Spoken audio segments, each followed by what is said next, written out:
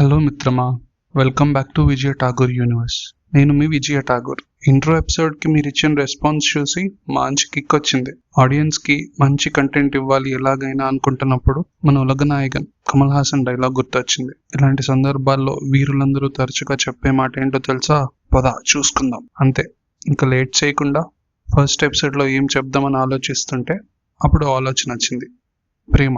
మా రైటర్స్ అందరూ ప్రేమకు లైఫ్ లాంగ్ రుణపడి ఉండాలబ్బా.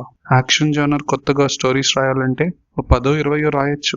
అదే లవ్ స్టోరీ రాయమంటే కొన్ని లక్షల స్టోరీస్ రాయొచ్చు. ప్రేమ ఒకటే అయి ఉండొచ్చు, కానీ దాన్ని చూపించే మనుషులు 1000 రకాలు. అందుకే ప్రేమ రోజు రోజుకి మారుతోంది, ప్రపంచాన్ని మార్చుతోంది. ఈ లవ్ టాపిక్ సెలెక్ట్ చేయడానికి ఒక రీజన్ ఉంది. రీసెంట్గా నా ఫ్రెండ్ ఒకడికి బ్రేకప్ అయింది. He was well educated, very well learning, but love wasn't easy for him.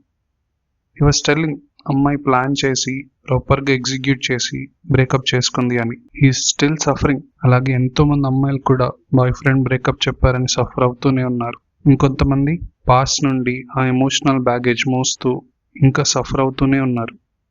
ఇంకొంతమంది అయితే అసలు గిఫరింగ్ ఏం లేదు, నెక్స్ట్ రిలేషన్కి మూవ్ అయిపోవడమే, just like that. As a రైటర్గా నాకు అర్థం కాని క్వశ్చన్ ఏంటంటే, అసలు లవ్ అంటే ఏంటి? ఈ మధ్యన చూస్తే బోల్డ్ పేర్లతో పిలుస్తున్నారు. సిచ్యువేషన్షిప్ అని, ఫ్లింగ్ అని, బెంచింగ్, బ్రెడ్ క్రంబింగ్, ఇంకా ఎన్నో ఆనిముత్యాలు లాంటి పేర్లు ఉన్నాయి. ఒక్కోదానికి ఒక్కో డెఫినేషన్ ఉంది, కానీ అసలు ప్రేమ అంటే ఏంటి? 71% డివోర్స్ రేట్ ఉంది ఇండియాలో ఈ రోజుకి. అంటే నీళ్లు, గాలి, భూమి ఇలా వీటితో పాటు ప్రేమ కూడా అంతరించిపోతుందా? ఇప్పుడు లీటర్ వాటర్ 20 రూపీస్ పెట్టి కొనుక్కొని తాగుతున్నాం మనం. ఫ్యూచర్లో ప్రేమను కూడా కొనుక్కొని తెచ్చుకోవాలా? అలాంటి రోజే వస్తే ప్రేమను ఎలా కొలుస్తాం? కేజీల్లోనా, లీటర్స్లోనా? అందరం ప్రేమను వెతుకుతూనే ఉన్నాం. ఎందుకంటే అందరికీ ప్రేమ కావాలి, చాలా గొప్పగా కావాలి.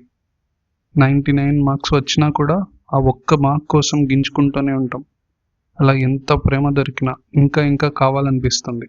అది మనిషిగా చాలా సహజం. కానీ నా క్వశ్చన్ ఏంటంటే, ఒకరితోనే లైఫ్ లాంగ్ ఉంటే ఆ 100 మార్క్స్ ప్రేమ దొరుకుతుందా?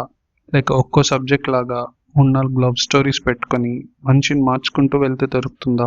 పాతకాలం వాళ్ళేమో ఒక మనిషితో లైఫ్ లాంగ్ ట్రావెల్ చేయాలి అంటున్నారు. ఈ కాలం వాళ్ళేమో ఒక మనిషిని ట్రై చేయి, ప్రేమ దొరకకపోతే ఇంకో మనిషి, ఆ మనిషితోనూ కుదరకపోతే ఇంకొక మనిషి. ఏది కరెక్ట్? ప్రేమ గురించి ఒక్కో మనిషికి, ఒక్కో మనసుకి ఒక్కో డెఫినేషన్ ఉంది, ఒక్కో పర్సెప్షన్ ఉంది. కానీ ప్రేమకి వాయిస్ ఉంటే, అది మాట్లాడగలిగితే తన గురించి తను ఏం చెప్తుంది? ప్రేమ అంటే ఇది అని తను చెప్తుందా? అది విని మనం తట్టుకోగలమా? ఏమో, అన్ని ప్రశ్నలే. సరే అబ్బాయి, అంతా బానే ఉంది. ఒక రైటర్గా నువ్వు లవ్కి ఒక డెఫినేషన్ ఇవ్వు అంటే ప్రస్తుతానికి ఒకటి చెప్తా. దేవుణ్ణి, ప్రేమని అర్థం చేసుకోవడం అంత ఈజీ కాదు. దేవుణ్ణి చూడడం ఎంత కష్టమో, ఏ స్వార్థం లేని స్వచ్ఛమైన ప్రేమని పొందడం కూడా అంతే కష్టం. ఎందుకంటే మనిషి స్వార్థపరుడు.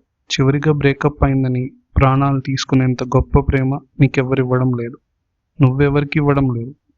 సో బ్రేకప్ అయిందని లైఫ్ని, టైంని వేస్ట్ చేసుకోకుండా మంచి కమ్మగుండే నెయ్యి వేసుకొని వేడిగుండే సాంబార్ రైస్ తింటూ మధ్యలో అప్పడం నంచుకుంటూ కడుపు నిండా తినేసాయి. మంచి ఫిల్టర్ కాఫీ తాగి ఆ నైట్ ప్రశాంతంగా పడుకో. నెక్స్ట్ డే మార్నింగ్ ఫ్రెష్గా నీ లైఫ్ని మళ్ళీ రీస్టార్ట్ చేయి. కుదిరితే ఈసారి ఏ స్వార్థం లేకుండా ఒక్కసారి ప్రేమించి చూడు. నిన్ను వెతుక్కుంటూ అంతకంటే స్వచ్ఛమైన ప్రేమ నీ దగ్గరికి రావచ్చు. ఎక్కువ స్ట్రెస్ తీసుకోకు మిత్రమా. ఏమంటావు మరి? ఇట్లు నీ అజ్ఞాత స్నేహితుడు.